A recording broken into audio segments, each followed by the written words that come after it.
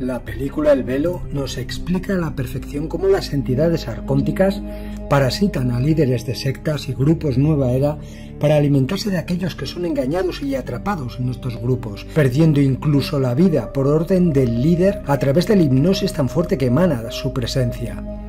Esto lo hemos visto innumerables veces, cómo el líder de una secta arrastra a acabar con sus vidas a los integrantes de dichos grupos sectarios. En la película El Velo se nos muestra cómo 30 años después de que los seguidores de un culto religioso destructivo se suicidasen en masa, la única sobreviviente vuelve a la escena de la tragedia con un equipo de documentalistas para descubrir la escalofriante verdad que se esconde tras el líder del grupo. La creación de sectas, religiones y sus dioses, mesías, salvadores, son hechos con la intención de confundir al humano y robarle sus energías, su dinero y el tiempo, a través de su fe, poniendo su libre albedrío en manos de alguien o algo externo que les dice qué tienen que hacer para salvarse del infierno, así como llevarlos a la locura y evitar que evolucionen utilizando su propio potencial. En la película se nos muestra cómo los líderes New Age, gurús, maestros, están parasitados por los arcontes. Ellos, los gurús, son herramientas útiles para los arcontes, además para la apertura de portales interdimensionales que conectan directamente con estas entidades parasitarias.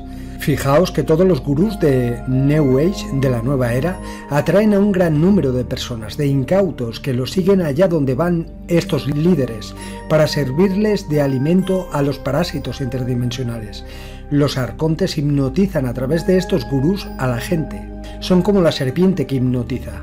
Primeramente parasitan a la gente para que se enganchen al gurú, a la herramienta de apertura de portales interdimensionales. Seguidamente caerán en un éxtasis con falsa sensación de amor y de paz para que caigan en el engaño de estas entidades. Es como una droga, para que se enganchen a este montaje, para que crean que es real y de esa forma no puedan escapar del engaño. Es muy fuerte el control mental que ejercen sobre sus presas. Incluso, como se nos muestra en esta película, otorgarán poderes sobrenaturales si es preciso al líder de la secta para convertirlo en una especie de mesías salvador, para hacer más realista la puesta en escena. Estas entidades entran en la mente de las personas y saben perfectamente lo que cada persona necesita para estar en paz. Saben perfectamente qué puntos débiles tienen cada uno y atacarán por ahí para debilitarlos y acceder a su interior y parasitarlos mental y energéticamente, minándolos poco a poco hasta volverlos locos y destruirlos por completo. Estas entidades siempre pedirán algo a cambio de paz mental y paz espiritual. A través del gurú o del líder del grupo, crearán una red o telaraña energética que conectan con estas entidades parasitarias, arcontes, y que conectan con todas las personas que habitualmente sigan al líder. Esto hace que la gente esté enganchada al líder. Es por ello que hay tantas víctimas de sectas que están tan dormidas, tan hipnotizadas, que les cuesta muchísimo salir de la secta. Ellos dan incluso la vida por el líder. En primer lugar, las sectas suelen ser movimientos cerrados, aunque estén muy extendidos. En segundo lugar, exigen de sus miembros una adhesión que va más allá de lo propiamente religioso, invadiendo aspectos de la libertad personal de sus miembros. Y en tercer lugar, están muy estructuradas jerárquicamente y no se admite ningún pluralismo ni crítica interna. Otras características de la secta son que practican un proselitismo fanático, están desentendidas de la cuestión social y de la solidaridad con los necesitados, solo ayudan a los propios miembros, solo creen en el esfuerzo personal, aunque sean sectas de origen cristiano, suelen tener una moral muy rigorista, aunque algunos líderes tienen conductas verdaderamente inmorales, para demostrar el poder del líder o como anzuelo para captar nuevos adeptos. Todas estas sectas suelen ser apocalípticas, anuncian la proximidad del fin del mundo. En esta película además nos muestran el tema de los walking, posesión de entidades interdimensionales a humanos que mueren. Estos walking utilizan los cuerpos de aquellos que fallecen para realizar misiones o trabajos de diversos tipos en esta dimensión física. Tenemos un caso real de walking en el libro escrito por J.J. Benítez titulado Ricky B, que explica cómo un ser alienígena posee a una mujer después de haber perdido la vida esta mujer en un accidente de autobús. En la película explican que estas posesiones las realizan para crear el ambiente necesario para alimentarse de almas, pero lo más interesante nos lo muestran descaradamente al final de la película, cuando el líder de la secta, después de haber completado la misión, dice lo siguiente: hijos de la nada, hijos del caos, esta es la hora final, el ciclo está completo, hemos sido recreados por Yaldabaoth, a la imagen de los 7 arcontes, que crearon y esclavizaron este mundo, somos los amos ocultos, somos los arquitectos de la anarquía, nosotros somos los malditos devoradores de almas, señores de los impíos. Hoy nuestro nuevo reino comienza, se inicia en una nueva realidad. Les dije que seríamos inmortales. Tan solo necesitamos nuevos caparazones de vez en cuando y muchas almas para comer. Nuestra legión se levanta desde detrás del velo para cosechar el dolor que hemos causado. Los 7 se convertirán en una gran multitud. Estos son los días de venganza y de ira. La era inmortal ha comenzado.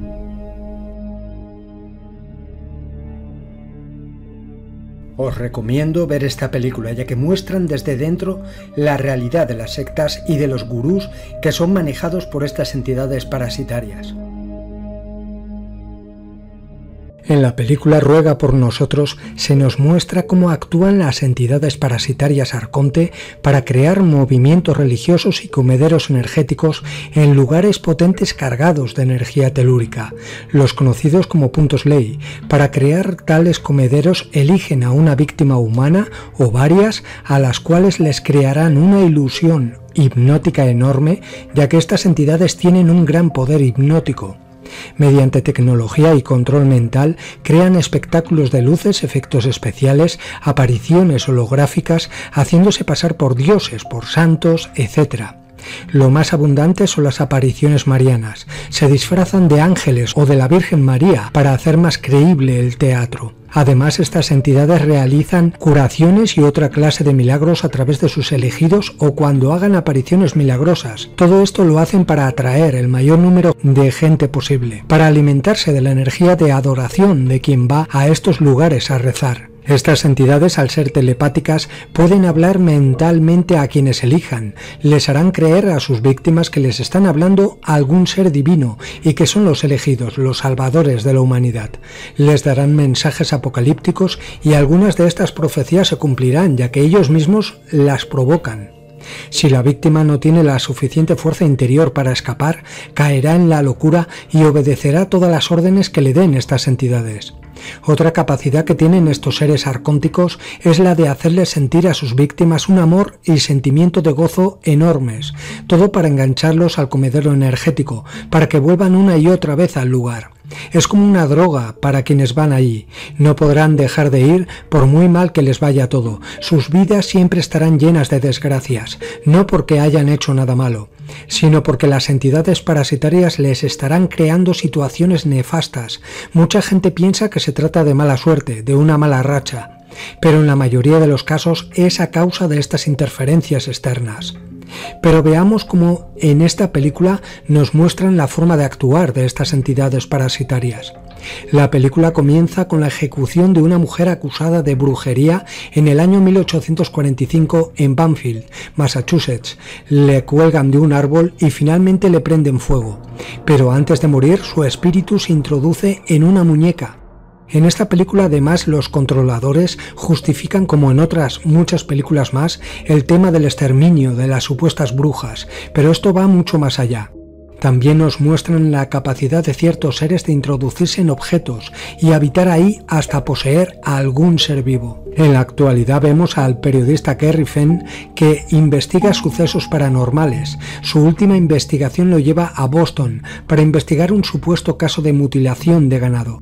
Pero se da cuenta de que solo se trata de un engaño. Mientras se prepara para irse, descubre la muñeca que se muestra al principio de la película, en la cual habita el espíritu de la bruja, y la rompe, liberando accidentalmente el espíritu. Más tarde, Gary sufre un accidente con el coche después de ver a una niña, Alice, cruzar la carretera.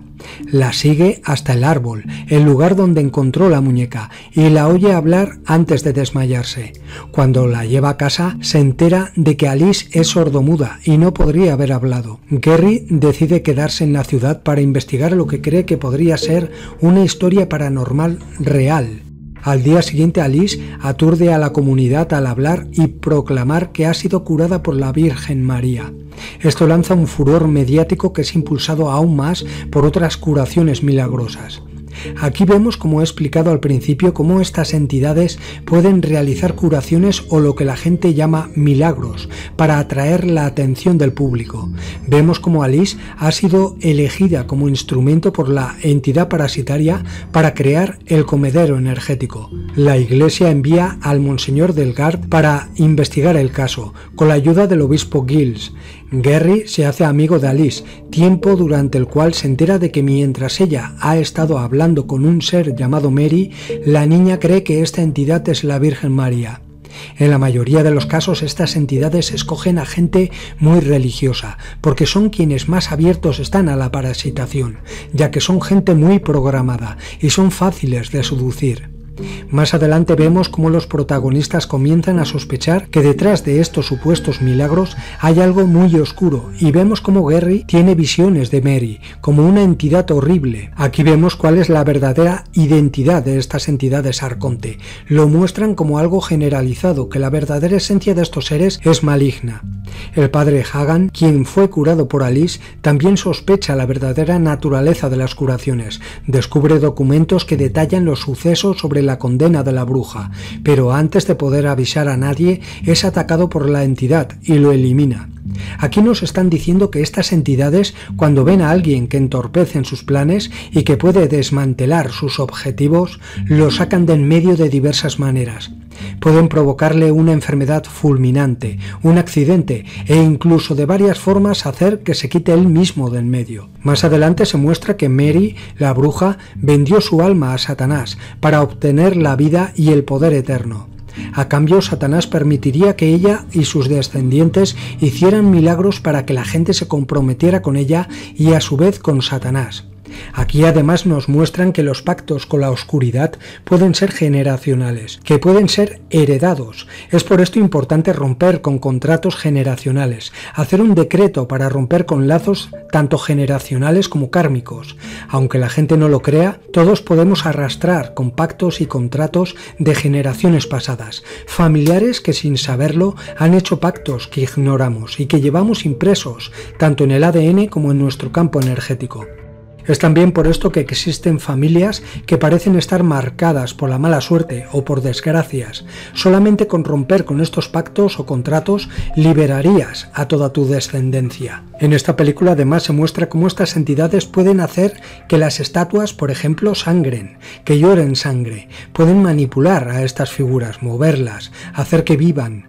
Todo para hacer más creíble la santidad de los lugares donde crean los comederos energéticos.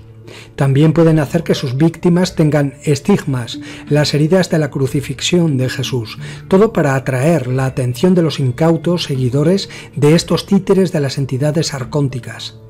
Los seres evolucionados, los seres que proceden de la fuente original, no necesitan hacer todo esto para que la gente evolucione, sino que en los mensajes que dejaron está la semilla para el despertar interno, para que despertemos el poder que llevamos en nuestro interior. Los controladores, viendo que se liberarían muchas almas de esta granja prisión, lo que hicieron fue eliminarlos y distorsionar el mensaje que dejaron, creando religiones y justificando la muerte de estos avatares, diciendo que es necesario sacrificarse con sangre, sufrimiento, con la tortura, para limpiar nuestros pecados, además de utilizar la culpabilidad para esclavizar aún más a la humanidad. Como he dicho, esta película te muestra de manera sutil cómo crean comederos energéticos, cómo engañan a los humanos para atraerlos y alimentarse dichos seres de la energía de adoración de dichos puntos energéticos. En un momento de la película nos dicen que a estos lugares de adoración van millones de personas cada año, que son lugares muy visitados por gente devota.